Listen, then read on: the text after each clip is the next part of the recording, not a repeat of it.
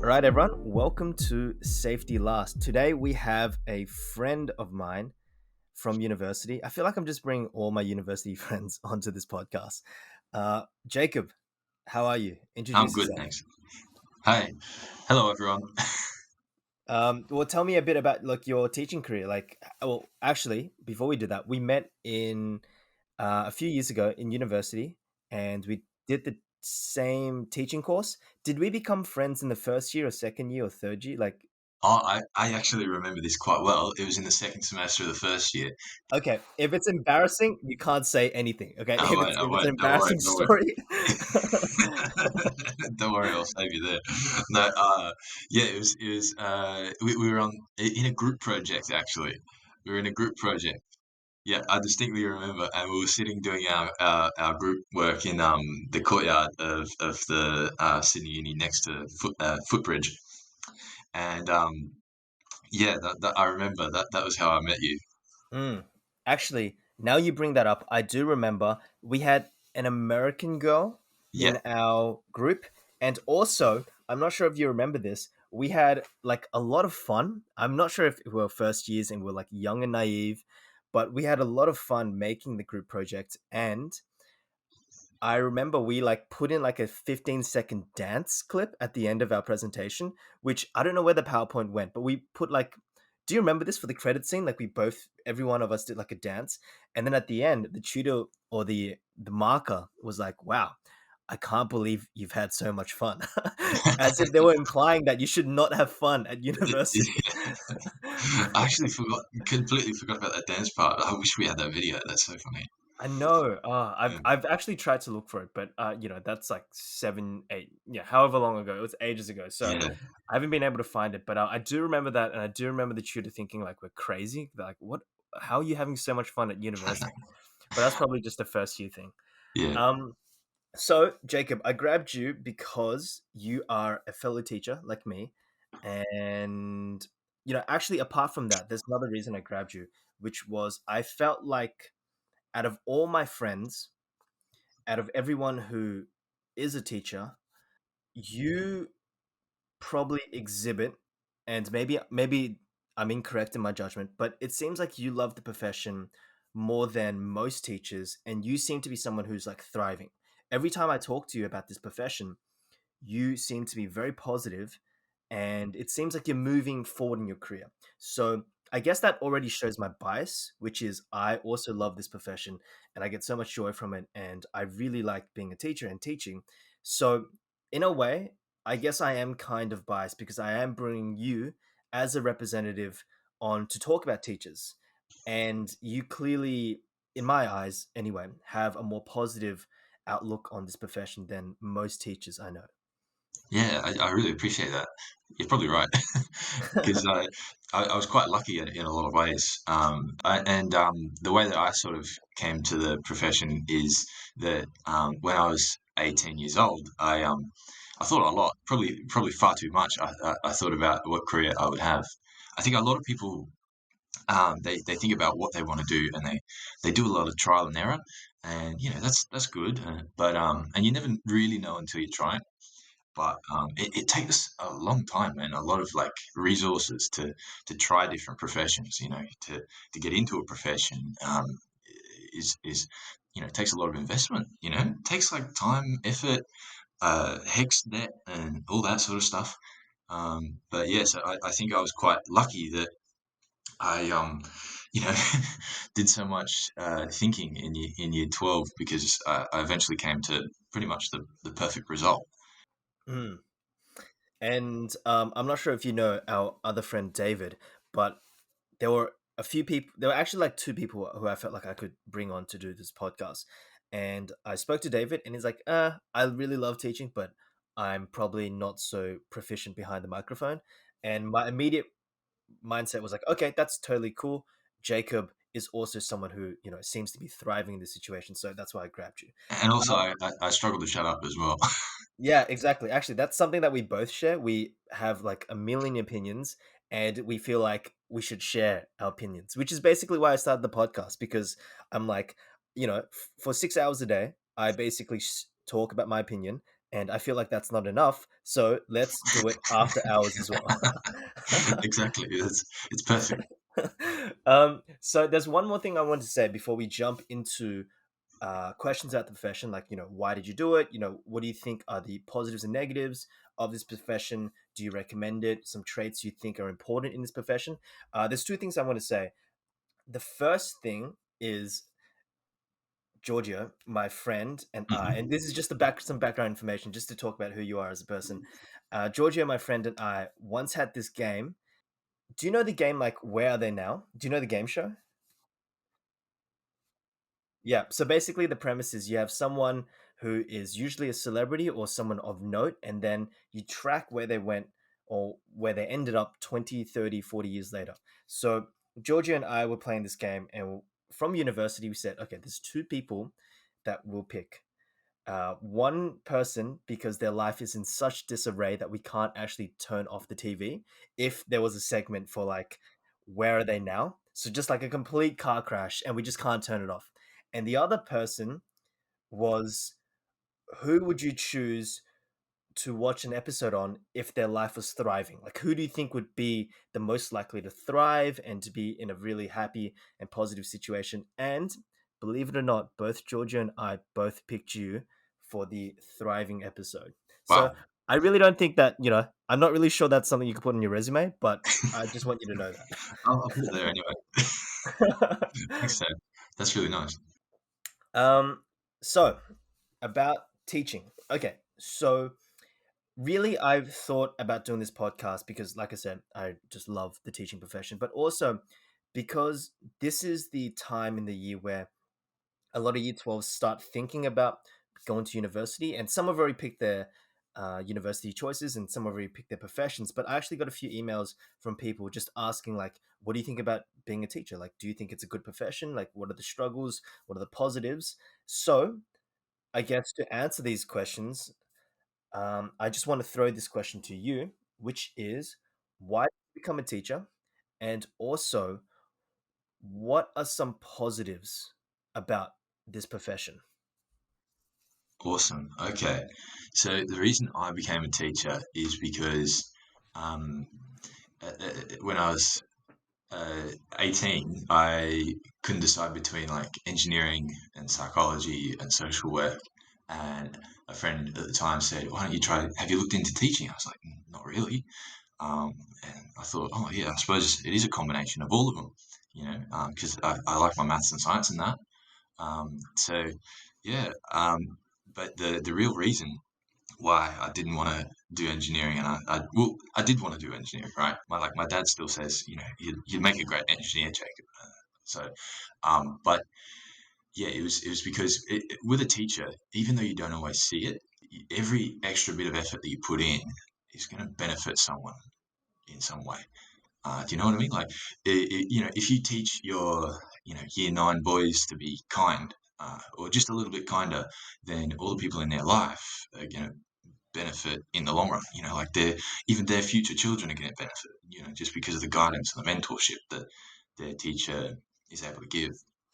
So I think that really drew me towards teaching, and it's probably not the most enjoyable aspect of it because it's really hard work to do that and to put that effort in. But in the long run, I know like I can get home at the end of each day and feel satisfied that what I've done is actually going to benefit other people.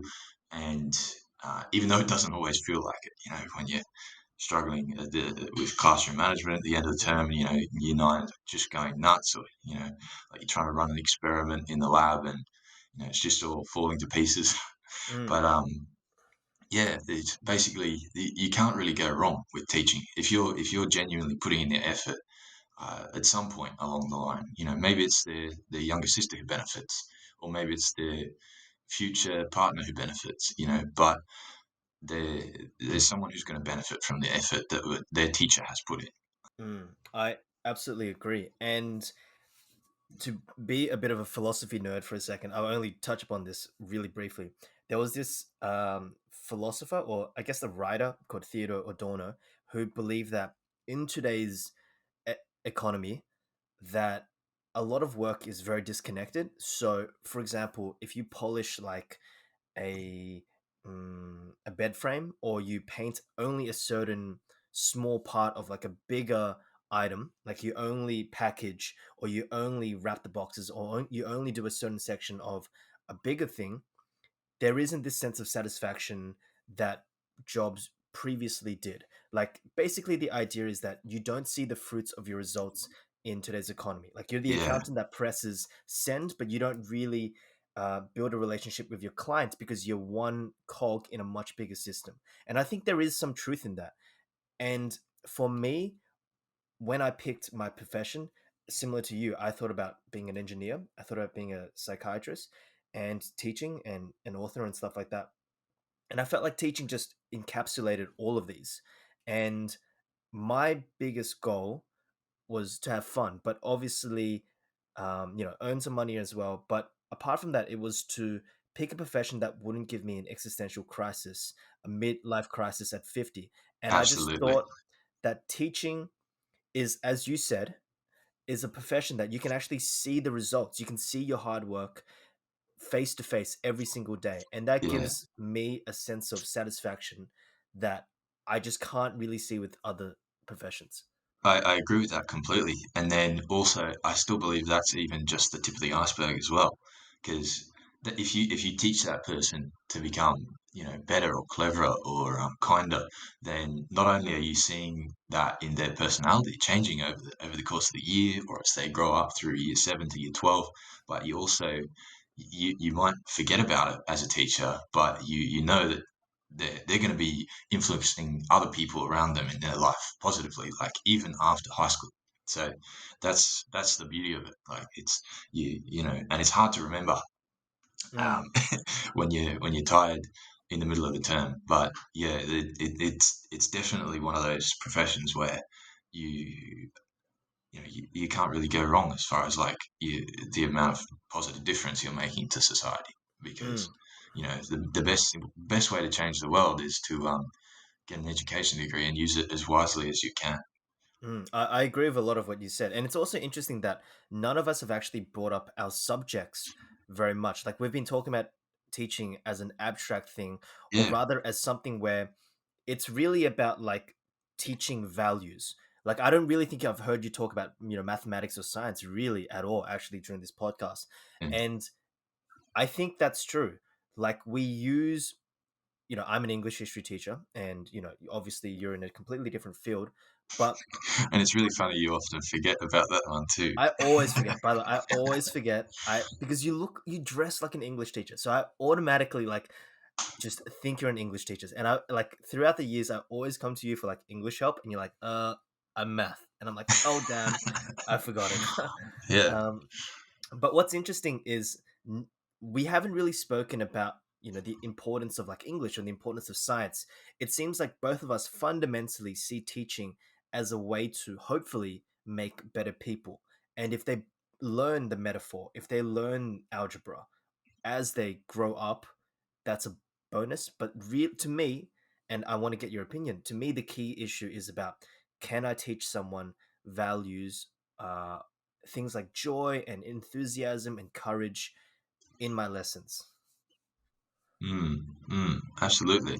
It's kind of like the core of teaching is really about thinking, not and each subject has certain ways of thinking, and so we specialize in teaching those thinking styles. But and it's like it takes a whole village to raise a child, so it takes a whole school to teach a child. If you went through the school and only learned English, you'd be incomplete. And it's the same with your maths or with your science. You Hmm. need that balance. Um, so yeah, the subjects definitely play a role, and it's good that we all are different teachers. That we've got this mixture of fields of expertise, and the kids they benefit from that variety. But yeah, I completely agree. Like the core of teaching is really about mentorship and um, Yeah, and that's one of the things that there's two things that I really enjoy. Sorry, I'm probably anticipating your next question. I think you told me um, yesterday. Yeah, the two things I enjoy most about teaching is the mentorship Mhm. and the creativity. That we're actually not only are we better at our job if we're doing our job creatively and designing, good quality lessons all the time, but it's more fun as well. It's so fun to. It's the best part of the job, I think, in terms of enjoyment. Just inventing new stuff. Even and it sounds like to someone who's not a teacher, it might sound really like dry and boring to like design an assessment. But to me, because like I have so many choices, I have so many, you can ask so many different questions. You have control over the way that you provoke their thinking and the way that you encourage. I mean, you also set what is valued. You say, this thinking style is of value. Um, and by doing so, you kind of set the direction for the class, and you lead these young people through this course of hoops and jumps to get to this place. And it's really, I don't know, it's a very rewarding experience to design something and then teach what you've designed and then see your students succeed because of it. Um, and there's specific little examples as well. Like there's this, I don't know if you've ever had the chance to build a tiny electric motor yourself, but it's good Never. fun. It's really good fun. But it's frustrating sometimes as well because sometimes like the copper metal doesn't conduct the way you want it to if like it gets a bit corroded due to the sparks, right? So you gotta have some sandpaper, and so you gotta. It's really like fun and crafty sort of sensation, right? And there's this assessment that I do with my Year 12s, and they not only have to build the electric motor, but they have this really weird contraption to measure how strong it is and to like see how the strength that it can tug on this string. Um, and you teach them the equations, you teach them. All of the theory as well, which supports them to actually do the experiment and test the strength. It's no use just having a motor if you don't know how strong it is. Mm. So, so there's that fun element. But then the part that I enjoy most is actually really nerdy and geeky from a teacher's perspective. In that, obviously it's a big project; it takes hours, and that's why it's a depth study. So there's 15 hours of the curriculum has to be depth study in the new curriculum since 2019 for the sciences. And so we do a lot of it in class, and we have all this stuff set up. The lab is a mess with all of this equipment, but the kids love it because at the end of their project, they've all selected a different like independent variable.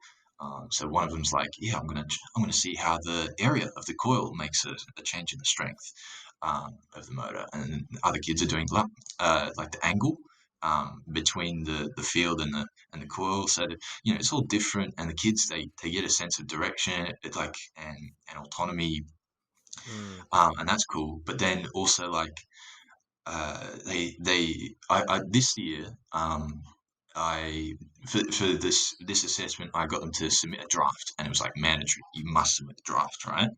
And then I marked it, and they all got often like in 50s, 60%, things like that. And then on 1 week later, they did their final submission. And I gave, when they did their draft, I gave them really good feedback and stuff on like a rubric that was like highlighted and annotated and everything. And then they made huge improvements. Some kids made improvements of like 46%. And that was Mm. like a really proud moment because I was like, oh, they took the feedback, they took initiatives, they worked hard, and they got the rewards. So Mm. that was really really cool. Absolutely. Absolutely. And something that I'm sure that you agree with, for me, I just didn't want a job where I sat in front of a computer all day and I just pressed buttons, which is what I said before about the existential crisis thing.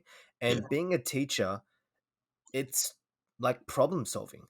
I walk into a classroom and I go, okay, this person really doesn't like X, Y, and Z. This student is really good at speaking. This student is very physically active but doesn't like, this. And yeah, you have to teach in a way where you try to bring each student's strengths out, whilst still touching on a curriculum. So to me, I see it as problem solving. And Absolutely. even if I teach the same content or the same lesson to to different classes, the way I teach has to inherently be different because I'm working with different pieces. And to me, that's really fun. Like I see that as just like problem solving ability 101. And when you mix it with people and surprise, surprise, I'm an extrovert. So I just find that I just find that so enjoyable. Yeah, and it keeps it moving as well. Like it's always changing, and so it doesn't get boring. People say like, "Oh, don't you get bored of teaching the same content all the time?" And it's like, yeah, but different personalities walk in the door every year, Hmm. every term, even like kids' Hmm. personalities, even the same kid's personality changes. So Hmm. it's always fresh, and like I'm teaching in an all boys school, and teenage boys, they're funny. Like Hmm. the things that they say. I probably shouldn't really repeat, but sometimes, but they're hilarious. Hmm. And I have to try and stop myself from laughing during the Hmm. lesson. Hmm. But yeah, I really like the problem solving aspect as well. Like I still feel like an engineer, even though I'm not doing engineering. Instead of Hmm. electrical engineering, I'm doing classroom engineering. Because you're inventing, you're still inventing. As long as you're designing and you're inventing, you are kind of thinking in the same style as an engineer. Hmm. Um, but it's just instead of efficiency of a computer program, you're looking at efficiency of how can I get the most out of these kids with the same teacher effort. Stuff like that. It's really cool. Hmm. Absolutely. So there's another interesting thing that I want to bring up, and I'd love to get your opinion. So things I've heard before, or really, this is just the conclusion that I've come to as someone who's been in the teaching profession for a few years, and that is, I feel like you should not get into teaching if you love the subject but you don't enjoy the communication aspect or building that sense of mentorship. And I bring that word up because that's something that you said previously, and I agree with that personally. Obviously it's my opinion, so I agree with that completely, and I'd love to get your thoughts on it. But Absolutely. I often see like a lot of people who are really good at the subject, whether it's English, history, whatever it is, but they don't have that enthusiasm to spread the knowledge. And I think that's actually more key than knowledge of the discipline, knowledge of the subject. Yeah. And I bring this example up and I'll throw it to you afterwards. Then this stereotype is probably not fair. So I'm just going to put it out there. This is probably not a fair stereotype, but I've heard it multiple times. And maybe I could use this as a launching point. But a lot of times you hear, like, music teachers are failed musicians. That's what I've heard. I'm not sure if you've heard that multiple times, but that's probably not fair. But part of that criticism is that they have a love for the subject, but it's not doesn't really translate to a love for communication or building that rapport. And I think, even outside the music profession, or the music subject, I think it's really important to obviously love your subject. And I think that's something I'm just so lucky. I love English and I love history, and I would speak about it for free, regardless. Yeah. But it's also a desire or a want to communicate and to want to build rapport. So what do you think about that? I think two things. So I think if you are no good at mentorship, or like if you're socially awkward, but you enjoy looking after kids anyway, then the truth is, after a couple of years, you'll work hard at it and you'll get better and better at looking after the kids, emotionally, and mentoring them, or you'll get better at classroom management and stuff like that. So for me, like, because I enjoy teaching and I enjoy the social element. I was really bad at classroom management because I wasn't strict enough at the beginning. It Hmm. was causing problems. But then I got stricter because I worked harder at it because I enjoy it. Hmm. So if you enjoy it, and you enjoy that social element to teaching, and the fact that you can really make a difference in kids' lives, then you'll work at all of the skills as you go along Hmm. because you're passionate about the profession, right? So that I reckon that's not an issue. But if you don't even enjoy the social element and you don't enjoy just like educating, if you don't enjoy like just educating young people, then you know you're in the wrong place. Hmm. But the other thing is, right, like you said with the music teachers, there's this criticism that they're failed musicians, right? We are actually one of the few professions where it's actually better not to be an expert. And this is why. It's because Mm, if great you point. if you're an expert, you've spent your time, your effort, and your energy training to do only one or two skills and do them really, really well, right? But the opportunity cost of that is that you have not had the opportunity to spend that time, effort, and energy on developing the connections between skills, or developing or integrating smaller micro skills. And teaching is a strange profession like that, because a lot of professions, you have four or five key major skills, and they're really difficult, and one by one you have to learn them over the sort of first few years of the profession, and then you're set, and you're okay, you can keep going. But Mm, teaching has a lot of really easy skills, but it's got thousands of them, and you have to integrate them like little pieces of a puzzle. But then, like, a couple of years into the puzzle, someone throws you about 20 new pieces and says, throw out those 20 old pieces. You have to now reintegrate these new puzzle pieces, and so fitting them all together. That's what's the challenge. So you can't do that unless you are a jack of all trades. that's a great point. Yeah, And I think not being an expert also helps you communicate with students who, by definition, are not experts because they're yeah. young. Like you understand the struggle, you know. Yeah, Absolutely. if you don't understand the like there was this maths lecturer I had once, and he was Russian at university, like a third year level maths subject, really complicated. And he, at the very beginning, there was this. In the first week, there was this student who put up their hand in the lecture theatre and asked, like, "Sir, would you mind helping us, like, identify what is the really challenging content that we're going to cover and what week it's going to be in? Because I really want to focus on it." And then the lecturer, in a Russian accent that I won't imitate because Mm, I'd be so unsuccessful. He said, "I've forgotten which content is easy and which content is hard, because mhm, I've been doing this for 40 years, and for me, everything is easy because he's an expert, you mm, know, and he should be an expert because that's his field." But it meant that he forgot the struggle that his students were going through, and absolutely. yeah, yeah. So and And just actually a piece of advice on that to any upcoming teachers. This is something that I advise. If a student ever asks you a question which you don't know, don't pretend to be an expert and mm, don't say something completely wrong, because if it is completely wrong, you actually mislead them. And secondly, talking about what you're saying about don't be an expert, or you don't need to be an expert, I think there's a certain humility in admitting that you don't know and you are mm, mm. potentially just as confused as a student, and that you are also working to improve yourself as well, that you walk the same path. And I think to me, that's something which I guess I've been lucky to do since the beginning of my teaching career. And I've found it to be quite an effective way to humanize yourself. Yeah, I completely agree with that, and there's two reasons why. Because like, and I'm sure it's the same in a lot of subjects, but certainly in science, like, all scientists, they start every experiment by admitting that they don't have certainty.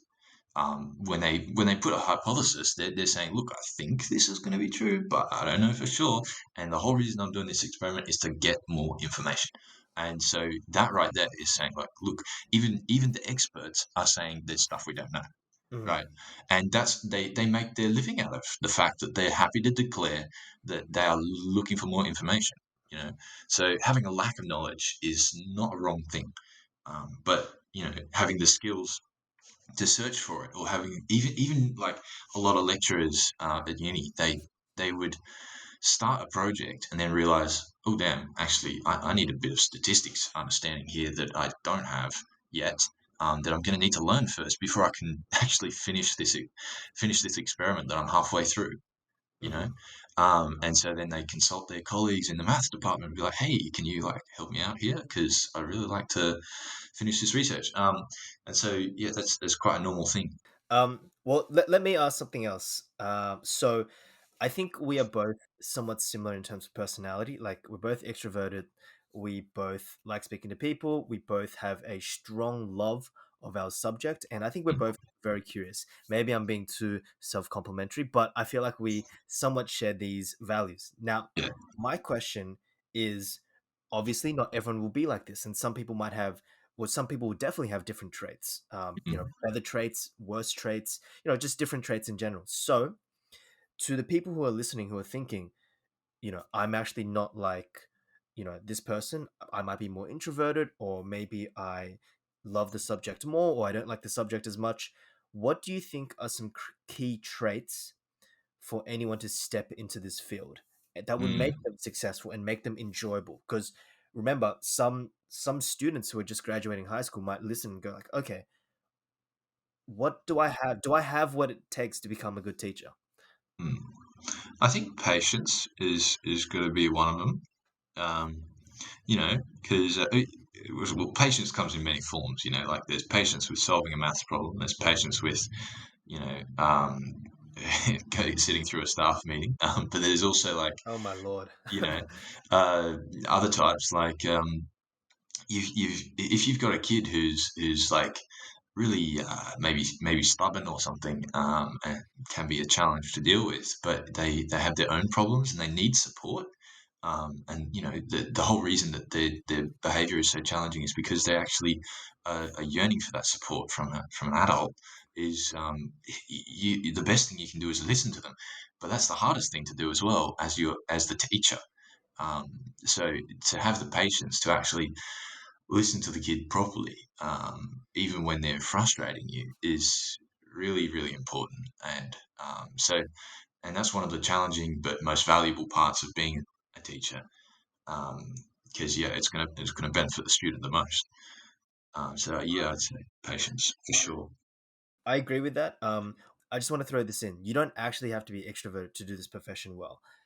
It potentially might help because you're constantly interacting with people. And if you actually draw attention, no, not attention, if you draw energy from social interactions, that I can see that being a positive. But one of the best teachers that I've ever worked with, she was an introvert, but she was just on top of her game, on top of her craft. She cared about the students, and she was just absolutely fantastic. So I guess I just want to dispel that myth. I can see it helping if you're extroverted, but I don't think it's a requirement by any stretch of the imagination. Yeah, and being introverted often means that you are naturally quite reflective.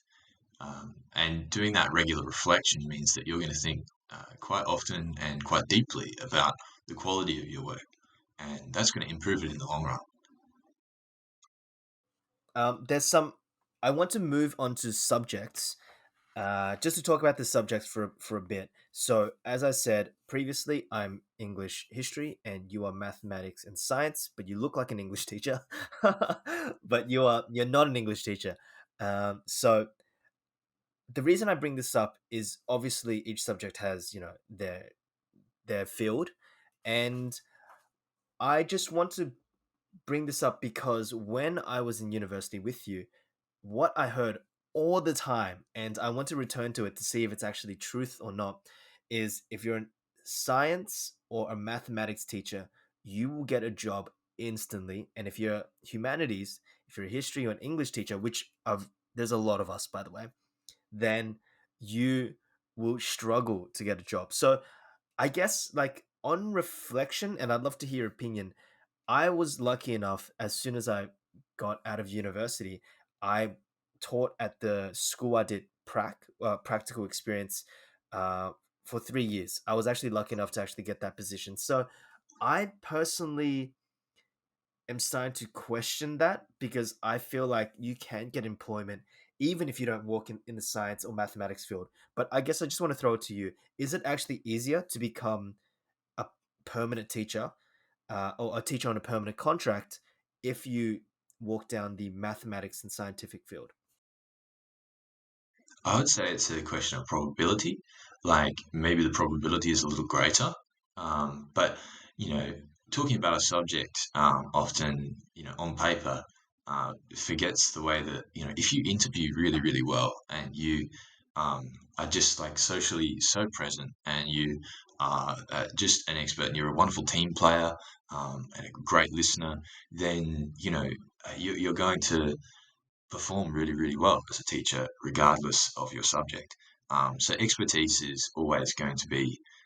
It's not always the same as experience. Sometimes you can be really good for your age, and so in that way, sometimes people get a permanent job fresh out of the gates, partly because of how well they interview and how hard they work, and it's really clear and easy to see for an employer. There's also the fact that sometimes it's a bit of luck. Like the reason I got the job that I'm in is because at the end of my first year of university, my mum and I were looking online for scholarships because if you can get a scholarship, you should go for it. And managed to get this one from the department, not from the university.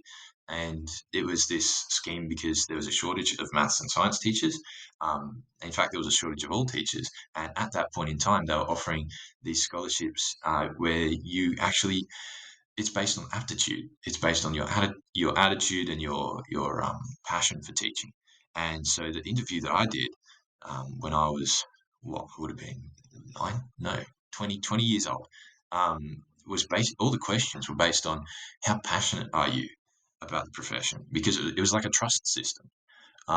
So the in New South Wales, it's kind of I think during the application process. I think they advised me that there would be a greater likelihood that I would be successful in receiving the scholarship. Just in terms of numbers of applicants, it would be more. I would be more successful if I was listed as a maths teacher than as a science teacher. So that because I was going to go for both maths and science qualifications with my degree, they said, "Look, choose maths." But having said that, partly I got a job because my the head teacher during my prac, where I was doing science teaching and physics teaching, she called me one day at the end of my fifth year and said, "Look, Jacob, there's a vacancy because it was actually the supervisor that I had during that prac. He got a job at another school and he had to leave, so there was a permanent position open." But they weren't advertising it as permanent; they were advertising it as a temporary contract. So it was only 1 year, right? And I had already signed up. There's like this deed of agreement with the scholarship. So I was like, that sounds wonderful. Thank you so much. But I'm not sure what the scholarship committee is going to say. So anyway, she said, don't worry about that. We'll just ask the principal to call the department. And so they did. And then the department called me and said, look, they've changed the temporary position to a permanent one because there's a need for a physics teacher. And you're physics trained, even though you're listed in your scholarship as maths. So it's basically where there's a need, the department being a government run sort of thing, they are trying to fill the positions if possible. So uh, that's kind of like a very specific example, but I think it kind of shows like the way that maybe doing a certain subject can increase your likelihood of getting a job. But once again, like if you are not an expert in that, or you don't show passion, or you don't show enthusiasm for it, then you are going to be at the bottom of that list of maths applicants instead of the top of that list of maths applicants. So you probably won't be as lucky, or you won't be as highly valued if you don't pick a subject that you like. Whereas if you pick like say English, which there's a lot more English teachers, but you're like killing it and you're just like smashing everything and you're so enthusiastic, you'll probably be at the top. So yeah, it's really about what you're passionate about. And I see this similar to picking subjects for the HSC year, which is yes, for mathematics and extension Latin, if that's even a subject, probably scale better, but how many people are Yeah, actually going to pick it just because it scales better? I think there's a level of enjoyability, how much you know about the subject. There are other things apart from this subject is automatically better, and as you said, maybe mathematics and science yeah, are better in terms of getting a job. But I think you know even if that's true, I would by no means or no desire want to switch from English history to that, even knowing that's true. And just one more thing, I just want to tell the audience, just in case they don't know, when you go into university, and I'm not sure if every university does this, but I'm pretty sure most, or not, like 99% do, Hmm. you have to pick a major and a minor. So that means you will be qualified to teach two subjects at the end of the degree. Yeah, and there are actually some exceptions to that. I had the option of being double maths. They call it double method. So I could have done, and what makes that is during the second, third, and fourth years of your double undergraduate at Sydney University, you do some subjects. Well, they might have changed the timing, but you do three subjects per teaching method. So if you were doing double maths, you would have six maths teaching subjects, um, two at a time. And that would make you a double method. Whereas what Stanley did and what I did was, I did um, the science teaching subject, which is different to a teaching subject and different to a science subject. Um, it's a science teaching subject, so that all the people in that subject are going to be science teachers, and you do three of those, and then you do three maths teaching subjects, where all the teachers are going to be three of those. And there was actually they put us in. So that means that there are some of my friends from uni, like Nicole, for example. They got extra time and practice during university because they did three extra subjects to focus on the teaching of maths and the pedagogies that they use. Is that Is that a good decision? So I obviously didn't walk down this path, so I can only speculate.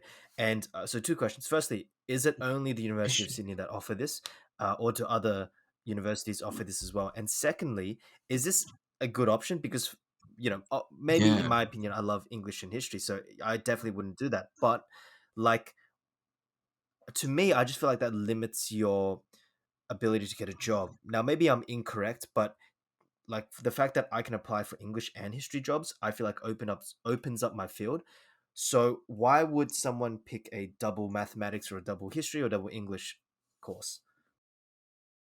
that's an excellent question because I think maths is quite unique in the sense that there's an extreme shortage across so many schools for maths teachers. Like there's also a shortage for physics teachers, especially, but there are less schools out of New South Wales. There are less schools that need a physics teacher than the schools that need a maths teacher generally, just because less students choose physics, and some schools don't actually run a physics program.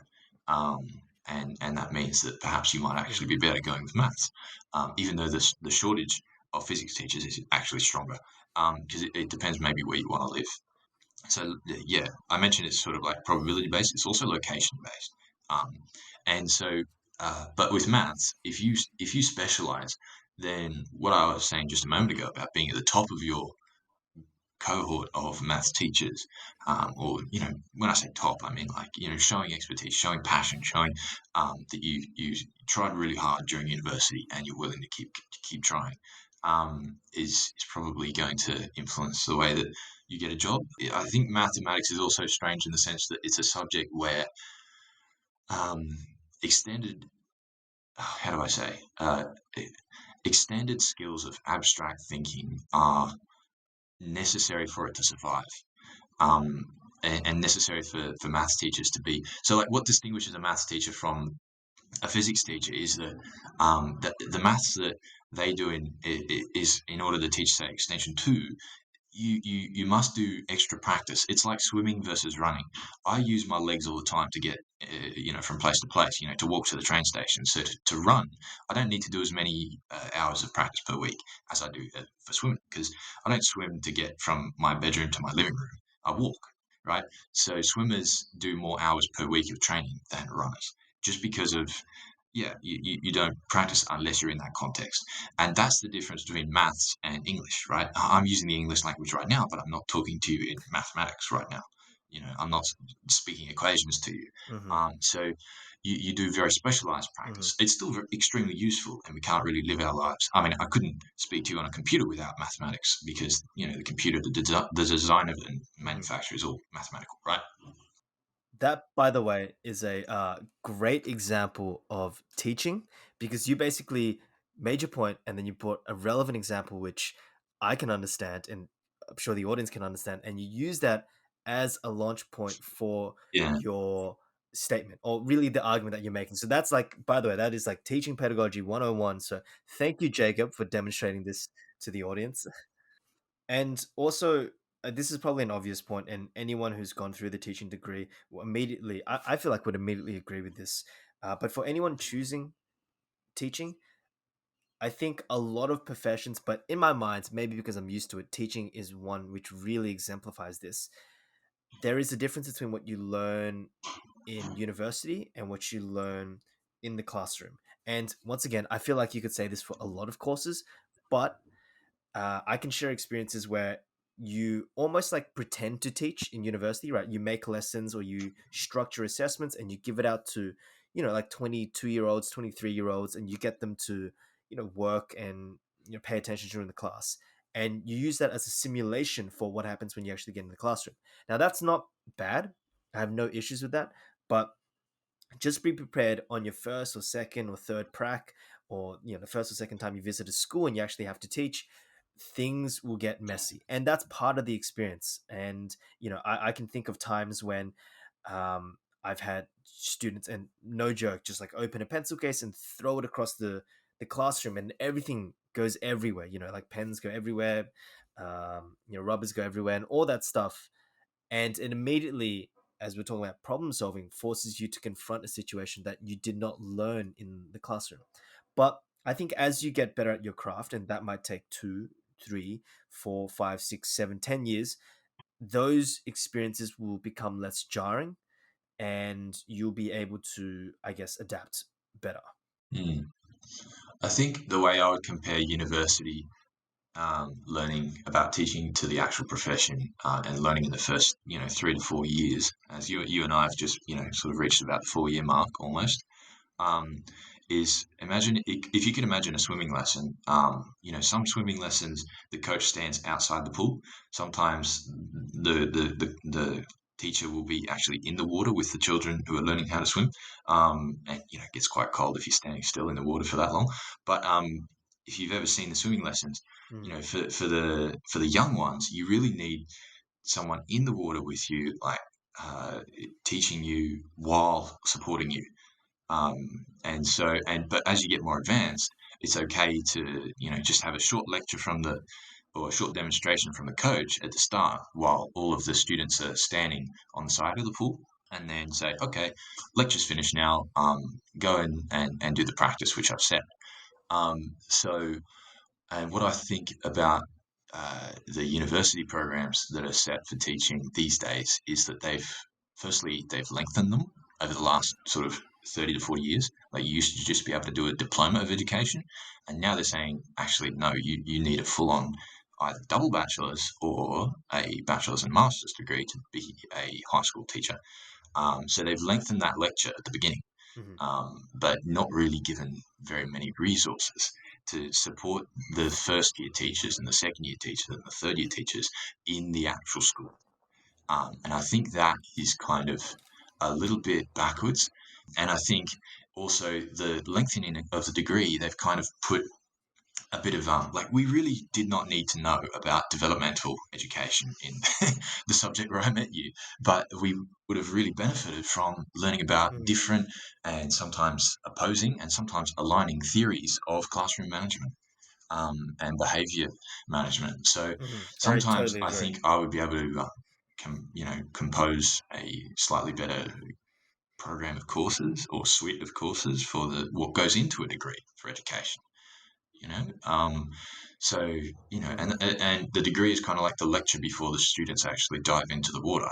Um, so lengthening that lecture without actually providing any extra support, like if the coach doesn't get in the water with the students for a swimming lesson, that only works if the students are already advanced. But for young swimmers who are Hmm. just learning how to swim, the coach is always getting in the water with the students and showing them, demonstrating things like in a very active way. And I think that what I would like to see more of, this is probably a bit political, but is just more support provided to first and second and third year teachers in the actual school. like blending the degree and Mhm. the internship and the real work practice. Like, there should be an allocation given for head teachers when there's a new junior teacher, because the best person to ask advice is always your head teacher, right? They're there, they're present, they're an expert, Mhm. they're hardworking, they're caring for all the junior teachers. But sometimes they don't have enough time and resources to give adequate care to the junior teachers. And I reckon, like, if you shorten the university degree by a year and you just give all that extra funding that would have been paid just to the head teachers to get just like maybe a 2 or 3 period allocation. I know that would be more expensive, but my God, would the teaching improve? Like the teaching profession would just go Mhm. so much better, and we'd capture and retain all those wonderfully skilled junior teachers who would have become absolute experts in their field 20 years later, but who quit because they were feeling unsupported. And actually, I remember there was a very specific example that you, Stanley, your first prac, you hated it. You hated it because the school environment was extremely that particular. I won't name the school. I won't name that school, but that staff environment was very unsupportive, very cold and very toxic Mm. staff environment. Mm. And so, if you were to have gone into that school when you graduated, you would have hated it, and you would not be a teacher today. 2 years ago, you would have quit. You know, yeah. Yeah, highly likely. And you brought up a great point, which is our profession, the teaching profession, seems to have a lot of people who leave quite early. And that's a real shame. And I Yeah. think part of it is just the lack of support. And I think this is where we inevitably, and I think it's important to talk about it because we're both Mm, big advocates. We both love teaching, but it's also important just for anyone listening to know some potential downsides. So I guess I want to throw this to you. What are some negatives of the profession or some negatives which permeate the profession? And for me, I think one of them that you mentioned is that there isn't too much support. And I know some other teachers who maybe have worked a little less than me, and they just find that because of the school system or just the structure of the faculty or the staff room that they don't get that much support. And I've experienced that myself, and I've seen that, and I think it's a real shame. I almost feel like there's a sink and swim element to it, mm. which there really doesn't need to be. But I think that's one genuine criticism of our profession. Yeah, definitely.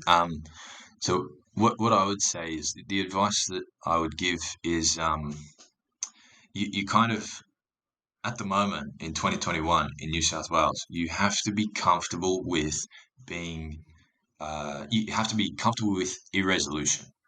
Because basically, what you do over the first few years, the first maybe 5 or 6 years of teaching, is that you want to learn all the skills you need, and you want to learn them as quickly as you can. So you probably set a few goals for yourself. Maybe they're formal, maybe they're casual goals, but you've got some personal goals, and one by one, you want to tick them off. Right? Like for me, first year I wanted to learn classroom management. Then second year I wanted to learn how to teach physics. The third year I started year advising, so I wanted to learn that and how to be a good supporter of the students.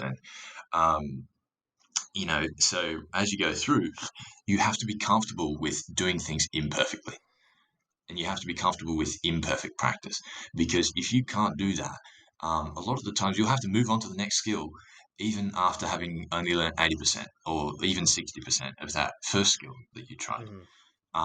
And if you're uncomfortable with doing that, then unfortunately, the truth is, certainly at this time and in this place, there's not enough resources, there's not enough time, and you won't have enough energy, even if you have enough time, for you to actually learn each skill perfectly, because it's just not possible. And that's Mhm. that's really what I think I'm trying to say. When you have to be a jack of all trades, you have to be comfortable with being imperfect, but even despite that imperfection and the fact that you can feel your own imperfection, still charging on, still keep applying effort and keep practicing, because you're going to be imperfect for a long time, and in fact you might spend your entire career being Mhm. imperfect. And the truth is, not all of it's your fault. In fact, quite a large portion of it is not your fault, because you Mm. know that you're being paid, and you know that your school is being paid by government funds. And obviously, I can't really go too much further without being a bit political there. I might have accidentally revealed who I vote for, but you know, the best thing you can really do as a teacher is, and I think maths really trained me for that. Doing my maths degree, I was constantly scraping passes. Like in my education subjects, I was getting HDs, but in my math subjects, I think I only got one credit. All the rest were passes, and one math subject was a fail.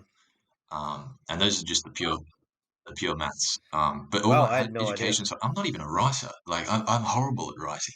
But all the essays and reports that we did for the education subjects, which are of that writing style, I still managed to get so much higher than my maths.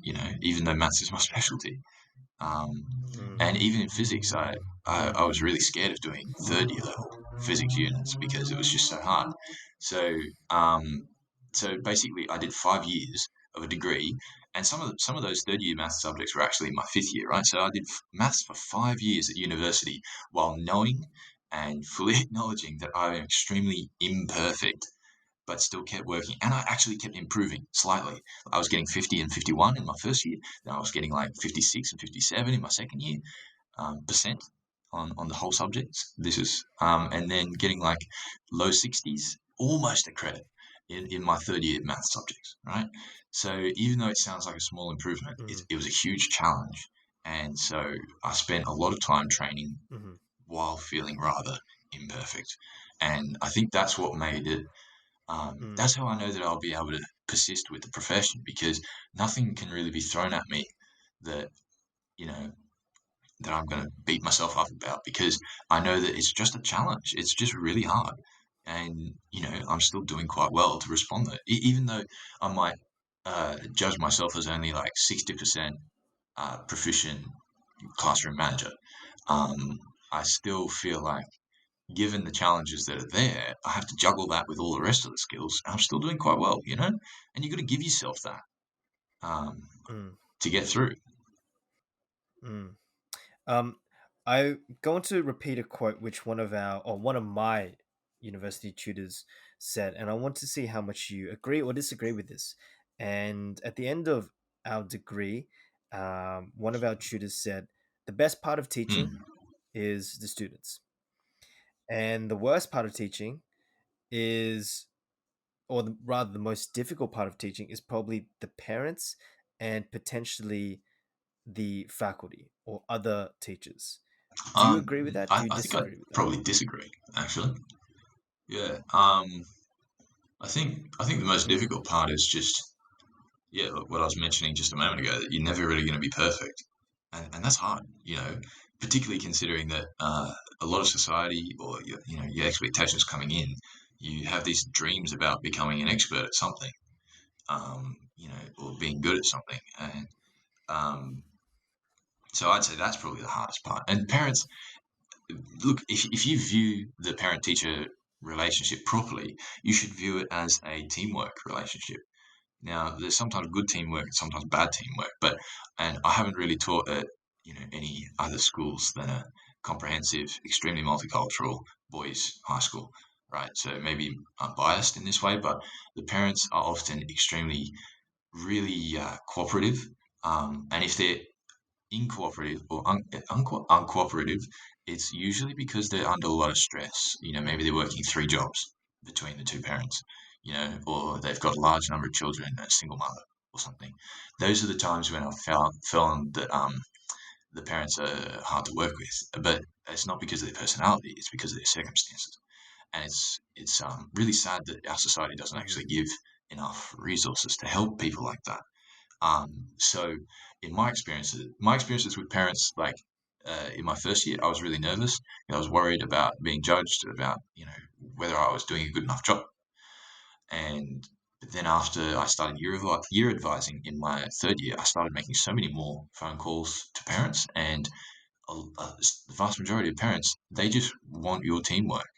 And if you can give them that, even if it's imperfect teamwork, if you give them regular contact and you're a team player and you work with them, not against them, then you're doing a perfect job with working with the parents. So actually, Mhm. I find that the parents are an asset.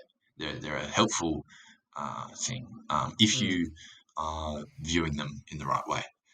So yeah, yeah, Mm. Yeah, I agree with that, and I think the parents can definitely become an asset. And there's, actually, maybe in the future we'll have another discussion of, like, some useful tips, because I'm sure that you and I have accumulated yeah, quite a lot just from a few years of teaching. But a tip that I've accumulated and I find quite helpful is, at the end of the week, I'll try to pick up a student who has been working yeah, really well, and I'll just call their parents and let them know. And, like, that means so much, because a lot of times parents only get contacted when when the child, sorry, messes up, and I think that's definitely. such a shame, such a disservice. So, um, yeah, I think parents can definitely become assets if used right. So, last thing I want to say, Hmm. I want to, throw out there, is we are both people who, really enjoy, really love this profession and find it extremely rewarding.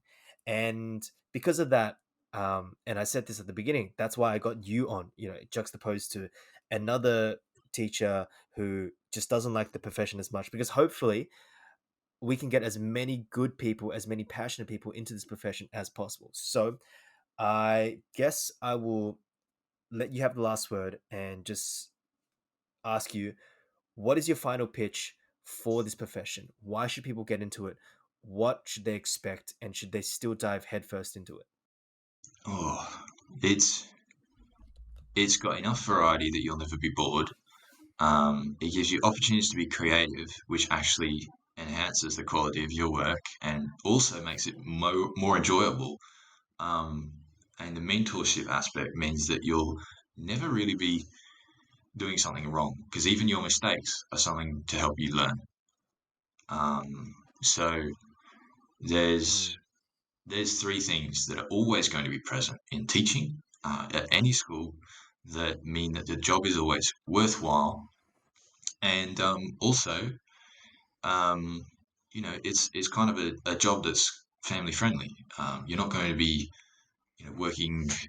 You're not going to have to go on overseas trips for work and break up the connection with your family. If you need to be going to and from school Monday to Friday from 9 until 3 or 4 p.m., then you can pick up your children and establish good relationship with your children as a mother or as a father. So I think it's balanced. I think it's got plenty of intrigue and fascination because you can invent your own interest. If you're getting bored one year, if you've been doing it for 20 years, all you have to do is just try something different within the same job, like invent a new assessment that's going to be different, or try a new program, or try different, try being a year advisor, or go for something, become the leader of the SRC. So there's always variety, and you'll never be bored. And yeah, I think I think that it's tough at times, but it's it's still worth doing. If it were easy, I think that would actually mm, diminish the value of what you do. So I think I think it's definitely worth doing, and even tell you what, it's worth doing imperfectly. It's like being vegetarian. The impact that a lot of people are vegetarian for like environmental reasons, right? And a lot of people like that they have this slogan that is we don't need lots of people. We don't need a few people doing it perfectly. We want lots of people doing it imperfectly, but trying really hard. Yeah, and I think that's mm. yeah, I think that's the main three reasons to do teaching. That's a That's a great example, and that's a great place to leave it. I just realized, by the way, we basically did a 1 hour pitch of the teaching profession, and none of us mentioned holidays. Somehow, Mm, I don't know how that slipped our minds, but yeah, yeah, holidays is definitely another positives. But yeah. there's other things in this profession which validate it, regardless of holidays.